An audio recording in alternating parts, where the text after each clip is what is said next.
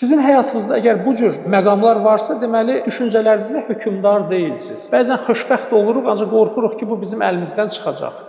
Əgər sən öz gücünə inanmırsansa, sən heç bir şey eləyə bilməyəcəksən. Birinci özünə inanmalısan. Bizim beynimizə yüzlərlə fikir gəlir. Bax, gün ərzində yüzlərlə bizim beynimizi fikirlər ziyarət edir. O fikirlər müxtəlif mövzudadır. Əgər sən beynində hökmdarlığı ələ ala bilməmisənsə, sən onda başqa insanların sözlərinin təsiri altında yaşayacaqsan. Yəni buna məcbursan. Bir çox adamlar bir sözdən özündən çıxır, bir sözlə həyatını dəyişir, bir sözlə kimləsə kiminsə arasını belə vurmaq olur, bir sözlə insanın əl-ayağı soyuyur. Hansısa bir uğursuzluq və tənqidi ifadələr bu insanı yorur, tükəndirir. Və bu o deməkdir ki, bu insan öz düşüncələrinə hökmdar kəsilməyib və fikirlər bunu əsarət altına alıb. Bəzən olur ki, bir sosial mediaya adam girir, çıxır, orada olan o neqativ bu adamı ciddi şəkildə həyatına təsir edir. Böyük uğuru var, potensialı var, gözəl tələbədir, gözəl şagirddir. Müəllimin bir dənə bunu tənqid eləməyi bunu ruhdan salır. Sizin həyatınızda əgər bu cür məqamlar varsa, deməli düşüncələrinizdə hökmdar deyilsiniz. Fikirlərinizin hələm də əsarətindəsiniz. Sən əgər hisslərində hökmdarsansa, onda sən qorxunun əsiri deyilsən, komplekslərinin əsiri deyilsən və bizim içimizdə olan o neqativ və həyatımızı dağıdıcı hisslər var. Bu qəzəbdir, bu qorxulardır, müxtəlif növ qorxular var. Məsuliyyət altına girməkdən qorxuruq, bəzən böyük vəzifə bizə verirlər, ondan çəkinirik, bəzən böyük iddialar eləməkdən qorxuruq və fikirləşirik ki, bu yekə-yekə danışmaqdır, bu mənə aid deyil. Bəzən böyük arzular qoymaqdan qorxuruq, böyük hədəflər qoymaqdan qorxuruq. Bəzən həyatdan çox şey istəməkdən qorxuruq, özümüzü buna layiq bilmirik. Bəzən xoşbəxt olmaqdan qorxuruq. Bəzən xoşbəxt oluruq, ancaq qorxuruq ki, bu bizim əlimizdən çıxacaq. Bu da duyğuların əsarətində olan insanın əlamətidir. Özümüzü xoşbəxtliyə layiq bilmirik. Hamını layiq bilirik, özümüzü bilmirik.